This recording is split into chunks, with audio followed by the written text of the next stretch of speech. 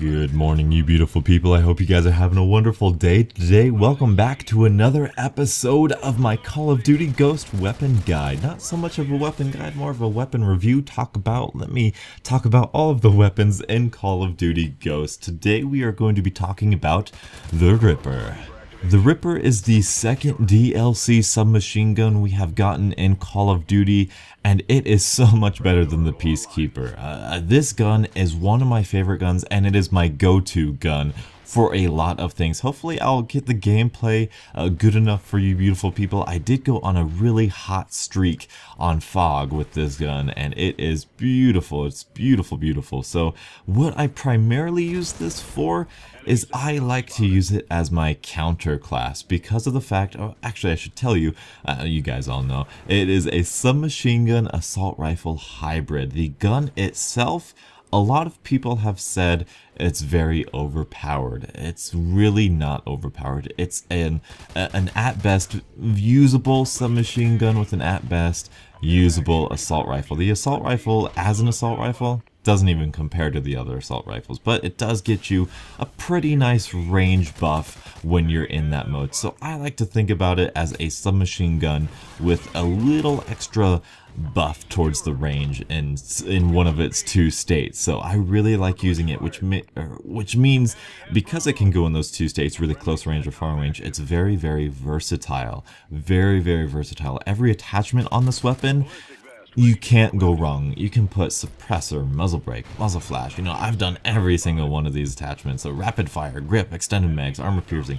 Every single one is good. No optical sight, but the optics on this sight are indeed beautiful. I think they're perfectly fine. The green in dark areas, it is kind of difficult to use a little bit in some situations, but really it's not that big of a deal. I think it's fantastic. So my main class with this, I've said this over and over again, I like to put on silencer, armor piercing with incognito, blind eye, and then dead silence, amplify, focus. Because this is my counter class, I will use like, I don't know, Oracle, ballistic vest, and either like the Moz rocket launcher or the Night Owl or something of that sort, because I do want it to counter.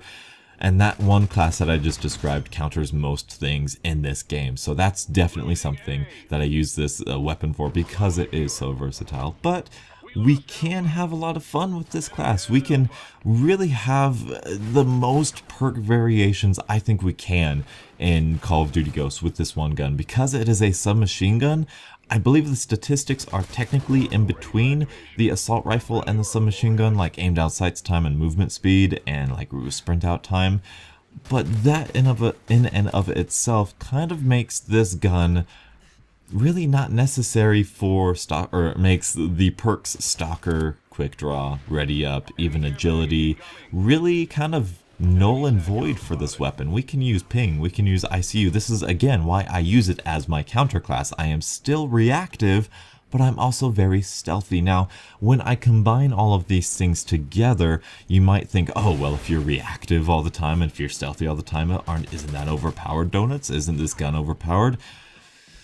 No. If it was the absolute best stealth class and if it was the absolute best reactive class, then yes. If it was like the Vepr with all of these stealth perks to it with like the same damage as the MTAR or an assault rifle, then yes, that would be overpowered. But the fact is that this gun is really good at doing a lot of things, but it's not great at doing one single thing. You know, it's not a great SMG because it does have a slower movement speed, quick draw or draw time, and I think sprint out time than the other submachine guns.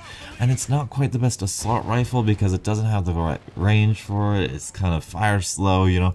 So it's not the best at anything. It is the best at doing a lot of things, if that makes sense. It can do the most things, but not quite so stunningly or greatly.